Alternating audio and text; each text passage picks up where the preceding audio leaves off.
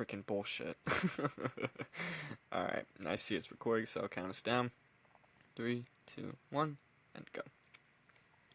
What is up, Knicks fans? Welcome back to yet another episode of Fireside Knicks with your hosts Dylan and Ryan. And today we're going to talk about yet another possible free agent target, Caris LeVert. He's an interesting one. You know, a lot of Knicks fans don't know a whole lot about him, and that's what we want to talk about today. He's an interesting scorer. He was on the Hawks this past year after getting traded there from the Cleveland Cavaliers mid-season. Now he's a free agent. So now maybe the Knicks could target him, and that's what we're going to talk about. So Ryan, first off, tell me how you're doing, and secondly, when you hear about Caris LeVert, what do you think about him? Do you think he would be a good fit on the Knicks? So first thing that stands out to me about Caris LeVert as a player is he is someone who can create his own shot. That's valuable. He ranks in the 75th percentile in three-point shot creation and in the 74th percentile in playmaking talent. Good off-ball gravity, so teams pay attention to Caris LeVert when he doesn't have the ball in his hands.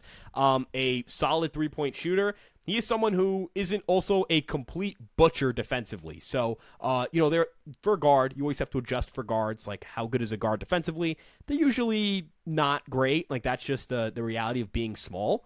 As someone who's 5'8", I know the pain very well myself. But he is someone you can realistically put next to Jalen Brunson because he's a tall guy. He's 6'7". Being 6'6". He's someone who can be next to Jalen Brunson, and, we talk about fits potentially alongside Brunson, who may be able to replace Josh Hart in the starting lineup.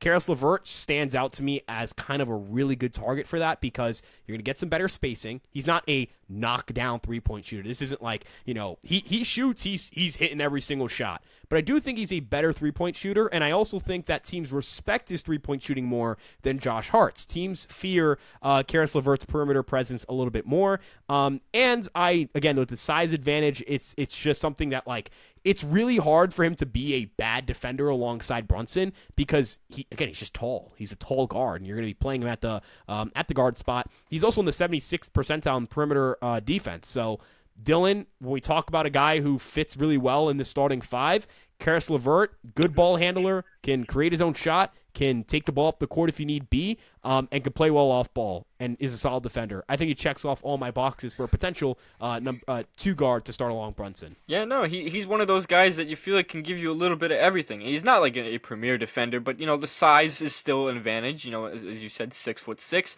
The guy averaged over 12 points a game this year with Cleveland and Atlanta, and he shot. I'm looking at it right now. He shot 46% from the field and 37% from three when you combine both stats, and he was also 55% on two-pointers. So he actually was pretty efficient all around. So when you really look at it that way, I mean, this is a guy that you really could want on your team because he can give you scoring from all three levels of the court. He can give you the mid-ranges, he can give you some slashing because of his size, and he can shoot the ball at a good rate.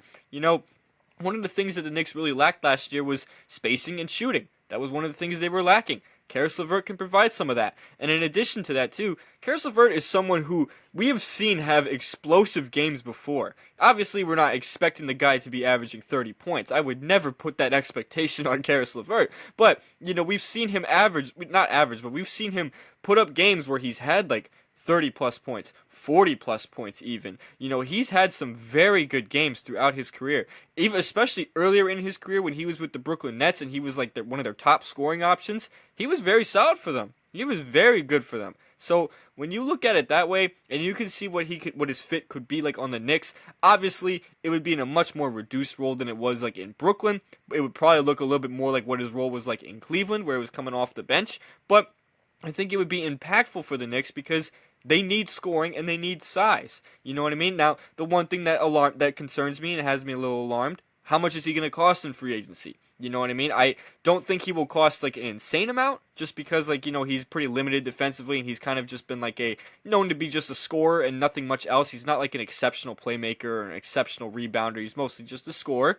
But, he's someone who can average double digits pretty consistently. So when you look at it that way, I wonder if his contract demands are going to be a little too much for the Knicks to really be able to pursue because the Knicks don't have they're not completely hard capped financially. They're not they don't have zero money to work with. They don't have a ton of money to work with though without making moves. You know what I mean? If they want to really free up cap space, they would have to make some trades. If they don't really want to break up this core though, they're going to have to make signings in free agency that are pretty small. And I don't know if Karis LeVert fits that criteria just because of the type of player that he is and the type of scorer that he is. He might have a pretty high demand. There might be some teams that really will value some bench scoring and second unit scoring, and they might look at Karis LeVert and go, this guy would be perfect for us, and we can afford him.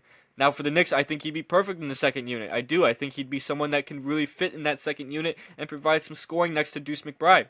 It's just the price. I worry if the Knicks will be able to afford him. And that is a concern I want to lay out, and I want to ask you about that because, if the Knicks were to pursue Karis LeVert, do you think that they would have to make a move to kind of be able to afford him, such as moving on from Josh Hart or, moving on from somebody else that is on this roster right now? Do you think that would be necessary, or do you think the Knicks can find a way to sign him for a much cheaper deal and under the mid-level exception? Yeah, that's a great question. Number one, it depends on Karis LeVert's interest in being on a contender, which is going to affect how much money you're going to make, because if you're going to a contender and you are a role player, there's just only so much money a team's going to be willing to pay for your services. And look, LeVert is a not perfect player. I do like a lot of the skills he brings to the table specific to the New York Knicks, but there are not a lot of teams that have those very specific needs. Like, are the Oklahoma City Thunder dying for Karis LeVert?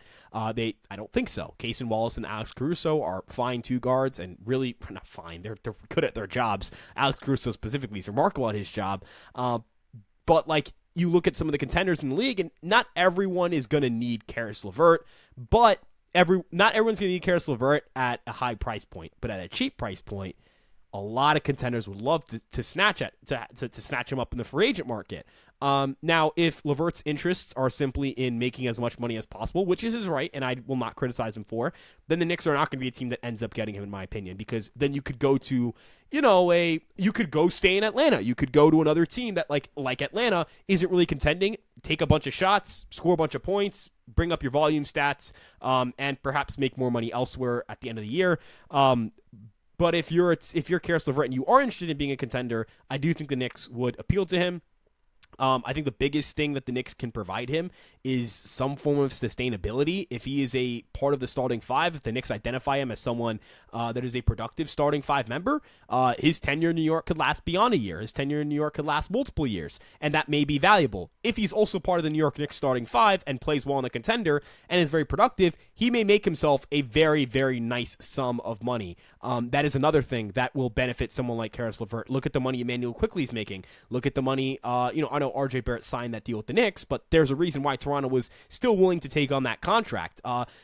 When you are a player who plays a role that teams deem productive on a contender, you are valuable to the market. There's a reason why Mitchell Robinson has value on the market. His value may never be higher. There's a reason why the Knicks are able to trade Dante and Julius Randle and only really move one first-round pick. I know Minnesota was looking to dump Cat's contract, but the value in Julius Randle and Dante DiVincenzo were very valuable for New York and for their ability to contend. If the Knicks were to trade OG Anunoby, they could get a very good player back because OG Anunoby has been a very productive player for the New York Knicks. So being a productive player on a contender will raise your value. So if LeVert is willing to stomach the first year of just not making a lot of money and then test the market again, I do think the Knicks would be in a good spot there. But I don't know if I'm comfortable trading Josh Hart to get Karis LeVert. It's tough because you kind of have to also acknowledge that if you're getting Karis LeVert at Josh Hart money or close to Josh Hart money, you have to also ask yourself if he's better than Josh Hart. That's also another question. Like, you have to ask yourself these kinds of questions, and I don't know if I'm comfortable making that swap, but if it's for the mid-level exception, maybe I'm willing to just trade Josh Hart to split him up into multiple players. Take that money and maybe acquire two players that match that salary, and then fill out the rest of your bench. Have LeVert start, and then you just fill out the bench with the players you bring back. Have Mitch stay as your backup center, and then you've got one quite formidable roster. Yeah, no, and thanks to LeVert's versatility and his experience as both a starter and a bench player, you have flexibility when you pursue him because there's options. He could either become a starter, as you've been alluding to, or he could become a bench player. He could be someone that comes off the bench in the second unit and scores at a high rate next to Deuce McBride. But it's just like I said, the price tag. I just don't want, like you said, I don't want to give him too much money and then have to ask myself, is he actually better than these other guys that we were paying or are paying currently? You know what I mean? We don't want the Knicks to go over the second apron because of Karis LeVert. I would not want to do that. I mean, that's just like silly if you ask me. You know what I mean? So looking ahead to just really what his outlook, I guess, looks like in free agency and whether or not he would become a New York Knick, I don't think it's likely. I will be honest about that. I don't think it's like a most guarantee. I wouldn't rule it out though either. I think that he is someone that the Knicks can definitely target just because he fills in a need pretty smoothly. I mean, the Knicks, one of their biggest needs is shooting, playmaking as well, but mostly bench scoring. They were dead last in bench points throughout the regular season last year, and that trend stayed the same in the playoffs because he didn't, Tom Thibodeau didn't really play the bench, but that's besides the point. They didn't even have many bench scorers anyway. Caris LeVert would be immediately your top bench scorer, and he would immediately become someone who can make an impact in a variety of ways. You can play him at the 2, you can play him at the 3, you can have him shoot more, you can have him slash and attack, you can have him shoot more middies. There's so many different ways you can go about it with him. So really looking at it from a wider scope, I would be interested in him. I personally would definitely see what his market looks like, and if I were the Knicks, I would definitely gauge an interest and see if he's someone that would want to come here. And as you said, it really depends on, does he really want to play for a contender? Does he want to sign a contract with a contender, or does he want to play this next year on Atlanta or some other bad team and then get traded to a contender mid-season because he upped his value? Does he want to do something like that, or does he want to just sign an outright free agent contract with a contender such as the New York Knicks? That's really what it boils down to. That's really all I got to say about him, though. So before we do wrap it up, I want to give you an opportunity for any final thoughts on Caris LeVert and whether or not you think he will end up in orange and blue this summer, or if he'll be elsewhere. Look, if you wanted somebody to be a betting man, hey, Ryan, put your money on something, which I can't legally do, but put your money on where Caris LeVert's going to go. I wouldn't bet on the Knicks. I'd bet on the field because I think there are a lot of teams that can use Caris LeVert for all the reasons I outlined. Again, tall guard, versatile, as you mentioned. By proxy of being 6'6", it's very hard for him to be a liability defensively. And the shooting abilities, the shot creation. Again, what entices me so much is the idea of Jalen Brunson playing alongside a guard who can take the ball up the court and create offense for himself or others. And that's really attractive to me. And I would love him to be a Knick, but again, I think there are a lot of teams who will be in on those services. And again, it comes down to whether the guy wants to play for a contender or not, which we don't know his intentions of. I guess we'll get a better insight on that in the future.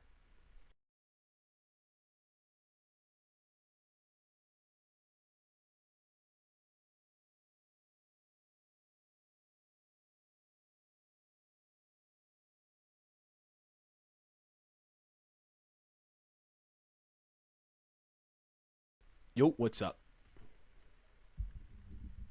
I don't think I can hear you right now. Oh, I didn't mean to press pause on this. Oh, it's all good. That was my fault. Didn't realize my mic was muted. I It's all really good, hate man. this Shit internet. happens. My internet was giving me problems for a week. I actually figured out what the issue was. Our Ethernet wasn't plugged in. Yeah, that'll do it. Stupid shit. But Well, anyways, same thing from the other episode. Just cut out the part where I, got out. yeah, and just I'm start gonna from keep your this final brief. It'll be point. like 30, 40 So, seconds. So I'll count us down from here. Is that good? Okay, 3, 2, Go for 1, and go. Look, if I was a betting man, which I can't bet, I'm 20. But I would tell you right now, I think the field is the safer bet here because Caris LeVert, again, if his intention is to play for a contender, which would have to be the situation for him to be a Knick, a lot of other teams are going to show interest because it's going to be a cheap player. But if he's looking for top dollar, I think that disqualifies the Knicks from it. And then you're starting to look more at teams that you expect to be the 8th, 7th seed in the NBA. But I will say again, the attractive skills here are shot creation. Tall guard can play alongside Jalen Brunson. You don't worry about the defense too much. Can move the ball around, can shoot, can create his own shot from 3.